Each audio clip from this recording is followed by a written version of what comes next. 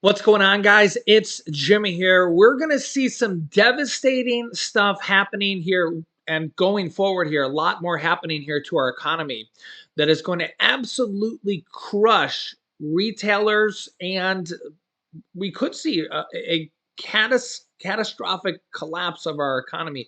We've already seen this here. If you see my Walmart video, Walmart already is starting to lay off a lot of people, and we're going to see even more here. We've seen a recent announcement here of the Home Depot goes through corporate layoffs. Now, a number of corporate employees announced on LinkedIn that they have been impacted by the layoffs. So, yet here, another large retailer announcing more layoffs. I'll get to that here in a second. And we're going to see here also why AI could remove all human touch points in the supply chain. So as this happens, more and more automation is going to be removing millions and millions of jobs. And we're seeing this happen here on a large scale basis, so much so that people don't even notice it. I mean, you literally go to pretty much any store at this point. What store do you go to and they don't want you to ring out your own order? Home Depot, Walmart, the grocery store. You're becoming the checkout person. You're being trained to check out your own groceries, to check out your own goods.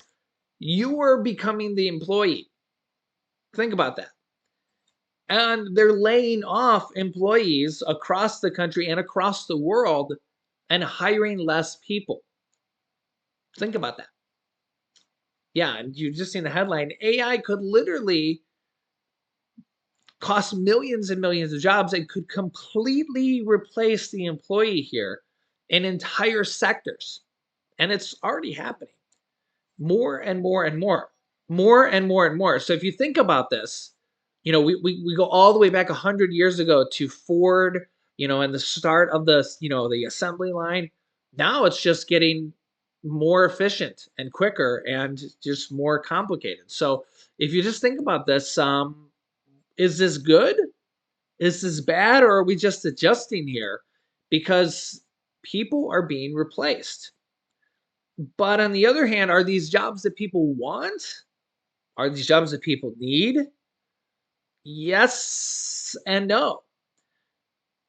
Are we eventually going to run out of jobs and there's not going to be enough jobs there? Yeah, so this is quite a problem in itself, but unemployment's kind of low for now. It's kind of a catch 22, but when unemployment's not low, and people are looking for jobs, will there be enough jobs to go around? Because here's kind of the problem. This is where the economy is going to really start to struggle. Take a look at some of this. This is where people are going to really start to get hurt. Look at this. Biden administration implores states to slow Medicaid cuts after more than 1 million enrollees are dropped. These are the poorest of poor people. Already 1 million Americans have got dropped from Medicaid after the start of post-pandemic purge. And they're saying that up to 18 million Americans are going to lose Medicaid now that the pandemic has been declared over. Okay, so this is going to be serious stuff here, okay? 18 million people are going to lose their Medicaid and they're not going to have money anymore. That's number 1. Student loan repayments are coming back. Retailers are in for a big shock. Millions of Americans are due to resume student loan payments in the coming months. The collective monthly impact on their wallets could be as big as $10 billion per month. $10 billion per month that they won't have to spend. They won't have the money. This is because the average student loan payments are $5,000 a year. $5,000 a year. This is a significant problem.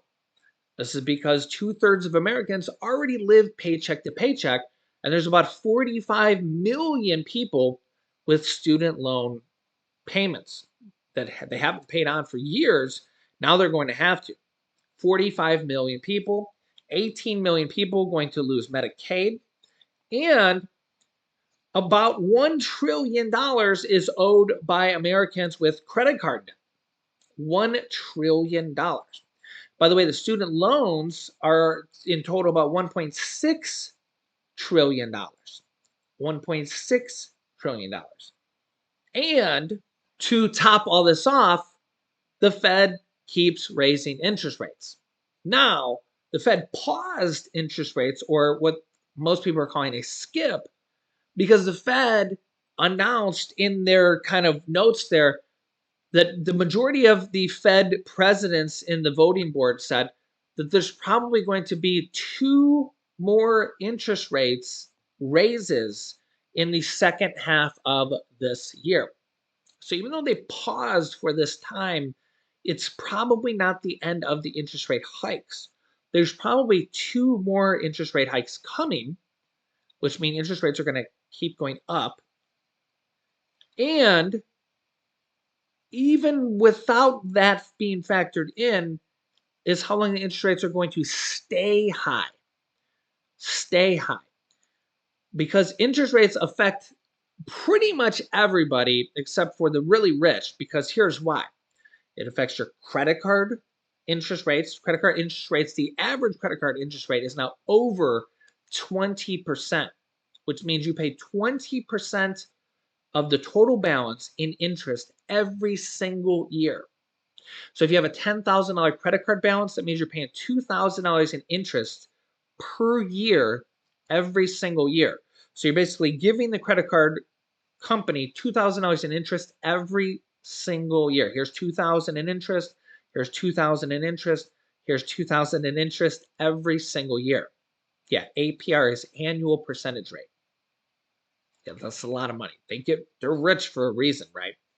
Yeah, when people file bankruptcy, that's the reason. The reason they make so much money is because even with the bankruptcies factored in, they're still making a killing.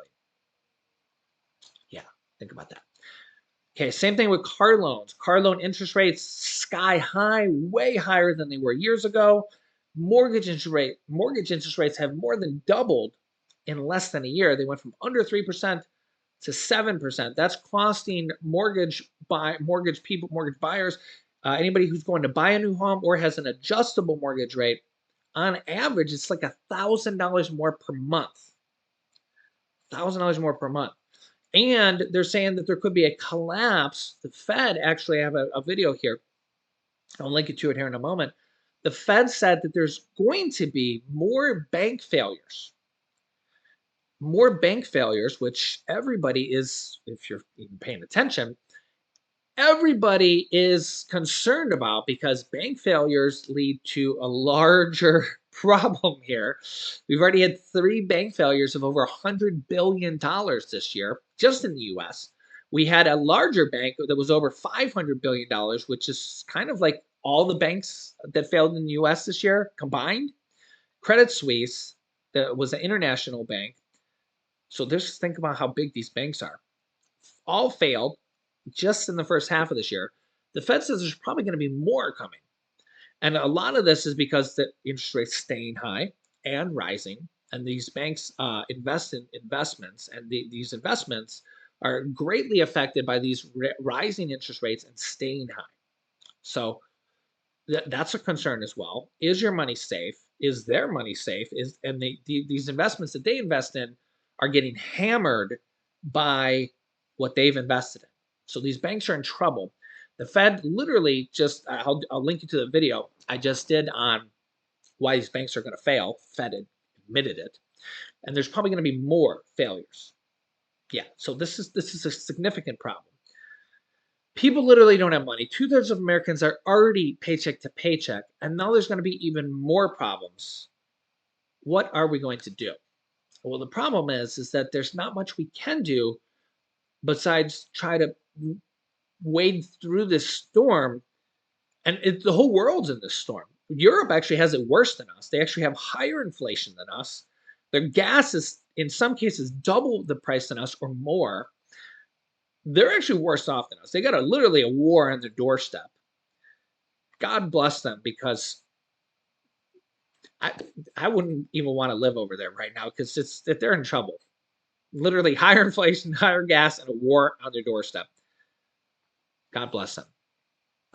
But there's not really much we can do, because we're just going to have to weather out this storm. People on Medicare are in trouble. People with student loans are in trouble. There's What can they do? Besides, maybe try to, go start a business and hope it works, or, get a new job and make more money. Or, there's not much they can do. I mean, the stock market's been going up. It's up 20% since the low. That's a good thing. But like, if you don't already have money in there for now, it's, that's like a different story. If you have money in your pension, 401k, IRA, yeah, it's come up from the bottom, and you're like, thank God I held on. But like, a lot of people are like, these are tough times. So I'll keep you up to date here on everything going on here, but at least I'm bringing you guys the truth. You're seeing what's happening here. I like to show you guys the stuff on the screen. See it here. There's a lot going on right now. And we're supposed to be in an economic recovery right now. There's not much of a recovery happening. It's almost feels like we're going back into the recession instead of coming out of it. Let me know what you guys think is the solution. So if you haven't yet, make sure to subscribe down below. Click the bell icon so you don't miss out on any new videos here. Thanks for liking and share these videos here so everybody can see what is happening. Most people are blinded by this stuff and have no idea about any of this. Yeah. Here's some videos you should watch next. Here's a video of what the Fed and the Fed head, Jerome Powell, said about bank failures coming here now. And here's a video about Social Security saying, or Congress saying, that Social Security cuts are coming. So click on one of those videos next. Thanks for watching, guys, and I'll see you in the next video.